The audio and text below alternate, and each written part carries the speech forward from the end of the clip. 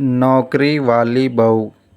सुबह के 7 बज चुके थे। रसोई से प्रेशर कुकर की सीटी लगातार सुनाई दे रही थी। नेहा अपनी बेटी परी का टिफ़िन तैयार कर रही थी। तभी उसकी सास बोली, बहू, मेरी चाय अभी तक नहीं आई। सास कमला देवी की आवाज़ बैठक वाले कमरे से आई। बस माँ जी, 2 मिनट में लाई। नेहा ने जल्दी से चाय कप में डाली और बैठक में रख आई। तभी उसके पति रोहित की आवाज़ आई, नेहा, मेरी शर्ट प्रेस कर देना, आज ऑफिस में मीटिंग है। नेहा कुछ कहती उससे पहले कमला देवी बोली, और जाते जाते मंदिर में दिया भी जला देना। घर के काम पहले, नौकरी बाद में। नेहा चुपचाप सब काम कर रही थी। वह पिछले 4 साल से एक निजी कंपनी में अकाउंटेंट की नौकरी कर रही थी। नौकरी इसलिए नहीं कर रही कि उसे घर से बाहर घूमने का शौक़ हो, बल्कि शादी के बाद से रोहित का कारोबार लगातार घाटे में चल रहा था। घर की ईएमआई, बेटी की स्कूल फीस और बाकी खर्चों का बड़ा हिस्सा नेहा की तनख्वाह से ही चलता था। फिर भी घर में उसकी नौकरी को कभी उसकी मेहनत नहीं समझा गया। उसे बस इतना सुनने को मिलता, तुम तो नौकरी करती हो, इसलिए तुम्हें घर का काम भी अच्छे से आना चाहिए। उस दिन ऑफिस से लौटते समय नेहा बहुत थकी हुई थी। रास्ते में बेटी के लिए उसकी पसंद की मिठाई भी ले आई। घर पहुंची तो देखा रोहित सोफे पर मोबाइल चला रहा था और कमला देवी टीवी देख रही थी। मम्मा, परी दौड़कर नेहा से लिपट गई। नेहा ने उसे गोद में उठाया ही था कि सास बोली, बहू, पहले रसोई देख लो, सुबह के बर्तन वैसे ही पड़े हैं। नेहा ने बेटी को नीचे उतारा और चुपचाप रसोई में चली गई।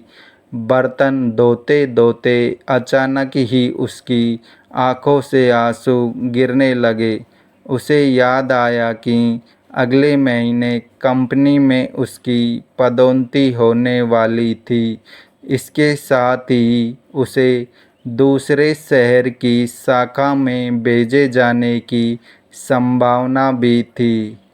उसने अभी तक यह बात घर में नहीं बताई थी। रात को खाना खाते समय नेहा ने आखिरकार हिम्मत जुटाई, माँ जी, मुझे आपसे और रोहित से एक ज़रूरी बात करनी है। दोनों उसकी तरफ देखने लगे। कंपनी में मेरी प्रमोशन हो रही है। शायद अगले महीने मुझे जयपुर ब्रांच में भेज दिया जाए। रोहित ने तुरंत कहा, तो मना कर देना। नेहा ने शांत स्वर में पूछा, क्यों? क्योंकि घर कौन संभालेगा? नेहा चुपचाप खड़ी हुई थी। तभी कमला देवी बोली, बहू, नौकरी करनी है तो अपने शहर में करो। बाहर जाकर नौकरी करने की ज़रूरत क्या है? नेहा ने पहली बार उनकी आँखों में आँखें डालकर कहा, माँ जी, 4 साल से मैं नौकरी भी कर रही हूँ और घर भी संभाल रही हूँ, लेकिन किसी ने भी मुझसे यह नहीं पूछा कि मैं थकती भी हूँ या नहीं। कमरे में अचानक सन्नाटा छा गया।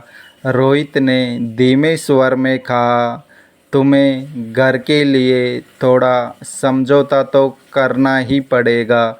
नेहा मुस्कुराई, रोहित, समझौता मैंने शादी के बाद बहुत किया है। मैं अब चाहती हूँ कि जिम्मेदारियाँ भी बाँटी जाएं। अगले दिन नेहा ने कंपनी में अपना प्रमोशन स्वीकार कर लिया, लेकिन वह अकेली जयपुर जाने की तैयारी नहीं कर रही थी। उसने बेटी परी का हाथ पकड़कर कहा, परी, अब हम दोनों एक नई शुरुआत करेंगे। रोहित को लगा कि नेहा सचमुच घर छोड़कर जा रही है। वह पहली बार बहुत ज़्यादा घबरा गया। नेहा, क्या तुम सच में परी को लेकर चली जाओगी? नेहा ने कहा, मैं घर छोड़कर नहीं जा रही। मैं सिर्फ अपनी ज़िंदगी को उतनी ही अहमियत दे रही हूँ जितनी इस घर को देती आई हूँ। कमला देवी चुपचाप बैठी थी। कुछ देर बाद उन्होंने अपने बेटे की ओर देखा और बोली, रोहित, गलती बहू की नहीं है। रोहित हैरान रह गया।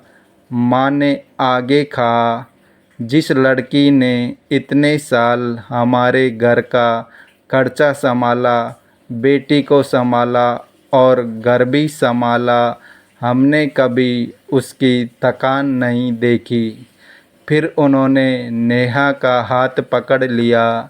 बहू, तू नौकरी छोड़कर मत जा। तू नौकरी करके आगे बढ़।